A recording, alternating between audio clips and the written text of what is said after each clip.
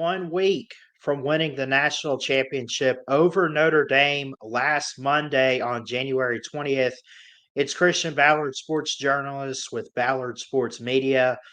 They won their 7th title in school history, 34-23 over Notre Dame. We have Jay Stevens of Locked On Buckeyes who covers Ohio State. And I got to ask you to start out, what were your initial thoughts going into the game last week? And then afterwards, when they had that moment that you knew it was over and then the celebration was fixing to happen? So going into the game, I was very confident Ohio State could win and should win the game. They not only have the talent to win the game, they were playing like they were the best team in the country. And when they were hitting on all cylinders, you saw that against Tennessee and against Oregon, nobody could stop them. Like Ohio State was just one of those teams that was just playing in a moment, man, that they were the only people that could stop themselves. And after the game, well, during the game, as it started going, Ohio State got up by 24 points. I almost tweeted game over because I didn't even think Notre Dame had a fight left in them. Not because Notre Dame wasn't going to stop fighting. I didn't think Ohio State would allow Notre Dame to get any traction, to get any momentum offensively. I was wrong. Notre Dame started doing some stuff.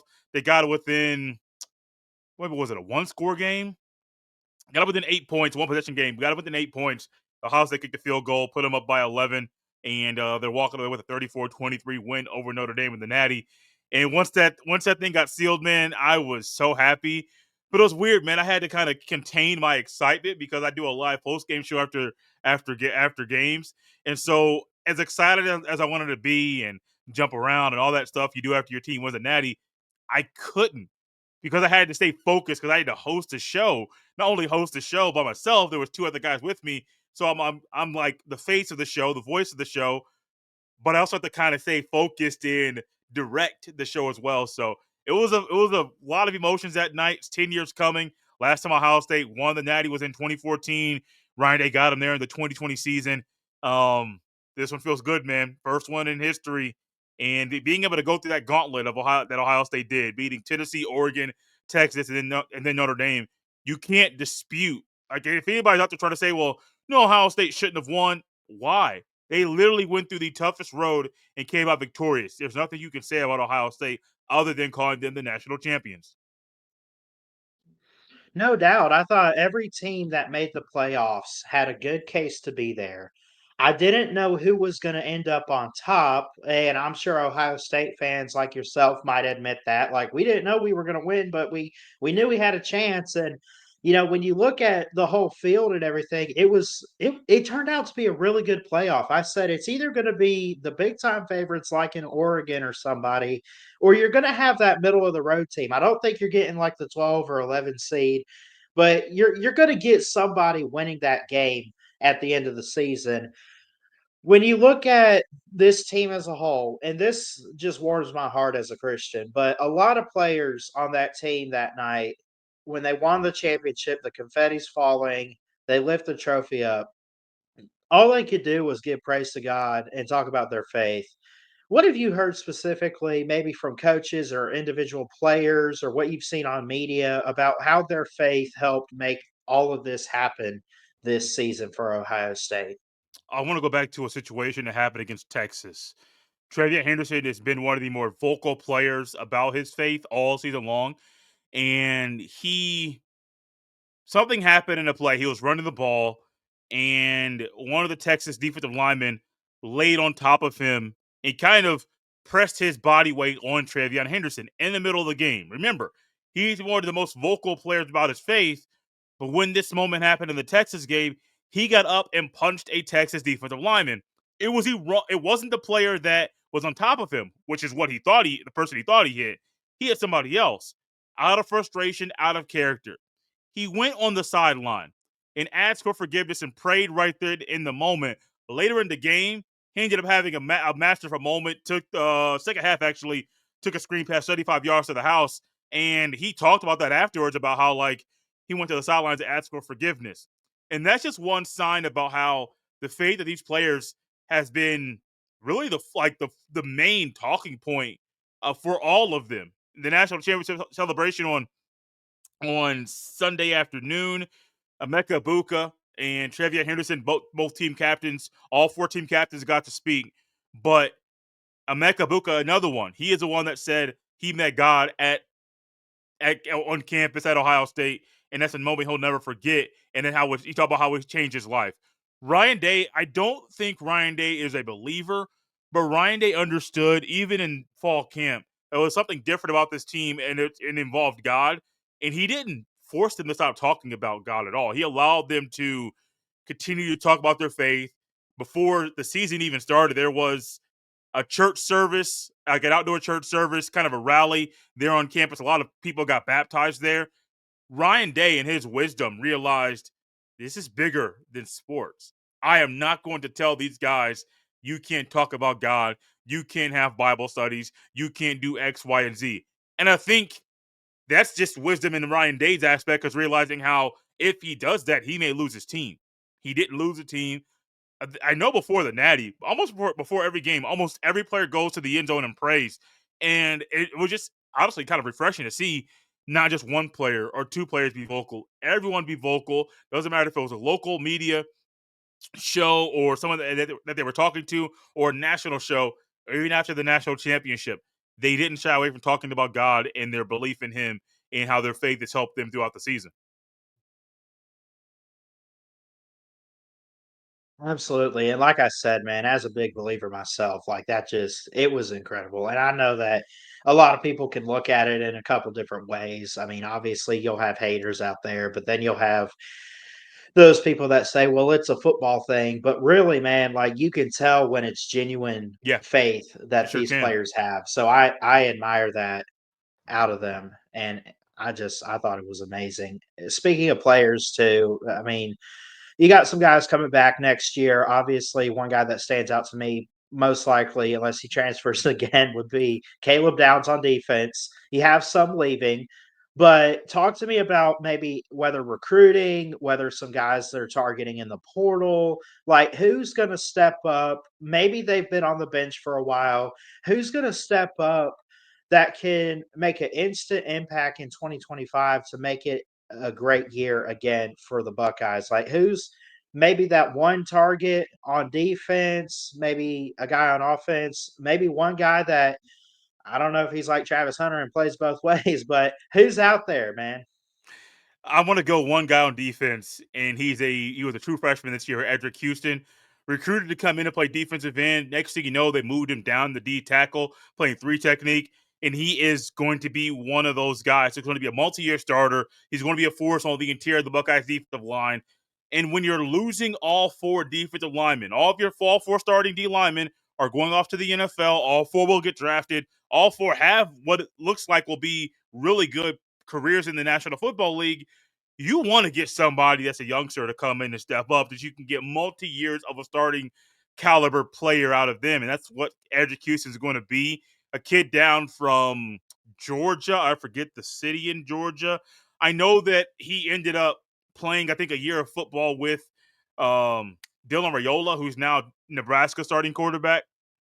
But Edric Houston's going to be a dude, man. I don't really say many guys are going to be dudes that just got on campus, only played football for one season.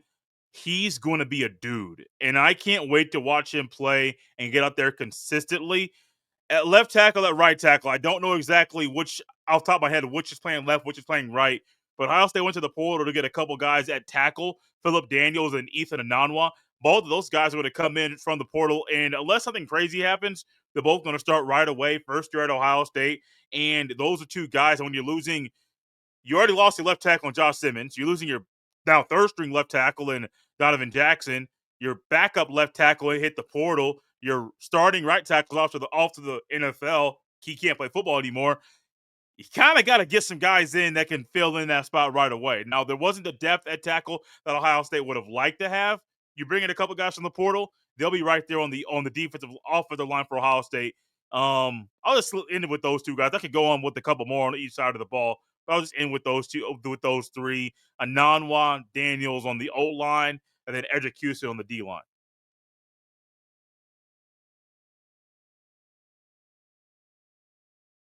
You muted yourself. I'll cut that part out. And again, I mentioned guys. coming back. Caleb Downs going to be a junior next year on defense, and you'll have I I don't know. I mean, Will Howard most likely. I mean, he can go pro. Are we expecting him to? And what does the quarterback's situation look like? I know they've had some guys leave, and I mean, is Julian saying a big name you're hearing right now? He is. Will Howard is not eligible to play football anymore in college. He is off to the NFL. My gut tells me with the way that he played, he took a massive step up on every single draft for the team that needs the starting quarterback. Will Howard can see himself being a first round pick. I don't see him being, I wouldn't pick him as a first rounder. I personally wouldn't. But I can see Will Howard being somebody that's a career, if he finds the right situation, he could start. I think he's more of a career backup. But he was very, very efficient. He set Ohio State's single season completion percentage record this year. He had at least 6 games of a completion percentage of over 80%, which is insane. Absolutely insane to think about when you go up against these really good Big Ten defenses and you're slicing and dicing and wheeling and dealing all around the yard and people can't figure you out. Buckeyes have had a couple of guys go to the portal. Devin Brown went to the portal. He has since transferred to Cal. Aaron Noland was a true freshman. He transferred to South Carolina. That only leaves 3 guys. Julian Sand, you mentioned. It also leaves Lincoln Kienholz and incoming freshman Tavian St. Clair. There's a spring quarterback battle between between Sand and Lincoln Kienholz. That battle is going to be very, very intense. Keenholz has been on campus a whole lot longer. His body is physically more mature and ready to play Big Ten football and be on an elite team leading the offense in college. Sands the better thrower. Keenholz is more athletic. He knows the system better. He can throw the ball too. But Sands the better thrower. He also is very, very skinny. So I think Sand has the arm. I don't know if he has everything right now to be the guy. As it sits right now, I'd probably go with Sand, though, to be the starting quarterback a year from now because he was higher in the depth chart than Lincoln Kienholz was this year. But I wouldn't be surprised if Kienholz did everything in the offseason to win the quarterback battle, and Sand is now on the outside of being the QB1 at Ohio State instead of actually holding that title. It's going to be intense to watch, man. Not having Will Howard is going to be interesting, but having these two quarterbacks that are different than Will Howard, one's more athletic than Will Howard, one has a better arm than Will Howard. There's so many different intricate details about these guys that are going to make this battle a lot of fun to watch. Absolutely. And finally, I have to ask you, winning this national championship a week ago, as we record this on Monday, January 27th, what does this do for Ryan Day's legacy, not only as a Buckeye coach, but a college coach in general? This guy was starting to get his seat just a little bit hot, at least from what I had seen from this guy or that guy on Twitter and stuff. And it just seemed like they were, man, we can't beat Michigan. We can't do this or that. You didn't beat Michigan this year, but you won a natty. What's the legacy right now for Ryan Day? And what's the next big thing for him? The legacy for right now for Ryan Day is he is one of those Buckeye legendary coaches. And I don't normally call a guy a legend that's currently coaching unless something crazy, crazy happens and he has a massive fall off, which I don't think that's going to happen. Ryan Day's the man. Ryan Day could be at Ohio State for a very, very, very, very, very long time. You got to beat Michigan. Yes, you're correct. They lost to Michigan. They won the national championship, and both of those things happened in the same season. Ryan Day can't go 5 more years losing to Michigan. Even if he does, the only way to overcome that is to win the national championship in that season. There's a whole lot more stress that adds more heat to the fire or fuel to the fire and all those things. But Ryan Day, man, he right now, so it's interesting. I was thinking about this recently and I kind of looked up a little bit, didn't do too much of a deep dive into this one.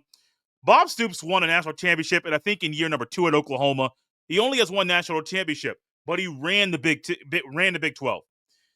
Mac Brown only has one national championship at Texas. He's a legend to Texas fans. If you get one national championship, Jim Tressel, 1-3 in the national championship, has a losing record, but he got to the Natty 3 times. If Jim Tressel only got there once, people would be cool. Jim Tressel was a legend. Urban Meyer, 7 years in Columbus, one national championship, only one trip to the Natty. Ryan Day has two in 6 seasons, and he's coached less of his track record in coaching college football. His tenure is less than Urban Meyer's has been or was. So Ryan Day getting just one is huge, and it just speaks volumes. It's hard to get to the national championship. The fact that he's been there twice in 6 seasons. The first time he got there was in his second season. The second time he got there was in year number 6, and he won one national championship. That's stuff of legends. His winning percentage, I believe, is top 3 of guys that have coached at least 50 games, top 2 when you think about guys that have coached at least 80 games. That's legendary stuff. Ryan Day is on a path right now to be a college football Hall of Famer. So he's not only in a legendary conversation for Ohio State, he's in a conversation where he is talked about as a legendary coach in college football. That's how elite he is as a coach. Ryan Day is now looking for a new defensive coordinator because Jim Knowles left Ohio State. He was not at the national championship celebration. He has now gone to Penn State. Ryan Day's track record of hiring coordinators hits. He's figured it out. Early on, made a mistake. Cool. You figured it out. You got the right guy in. Ryan Day's track record proves sets for himself. He got to beat Michigan, though. Like, all this legendary stuff, it's all real. You got to beat Michigan. That's the one thing Ryan Day has to do. And just like Ohio State has just beat Penn State for 10 years with multiple coaches, I wouldn't be shocked if Ohio State beats Michigan next year and all of a sudden they win 6, 7, 8, maybe 10 in a row because of Ryan Day. Ryan Day wants to stay in Columbus. His family is here, is there. He has kids that are in school. He has no desire to leave. As we speak, Ryan Day and his bosses are working on a contract extension. There's going to be a pay bump with that. And Ryan Day could be the highest paid college football coach in the country. And I think his track record kind of speaks for itself about that he deserves that kind of money.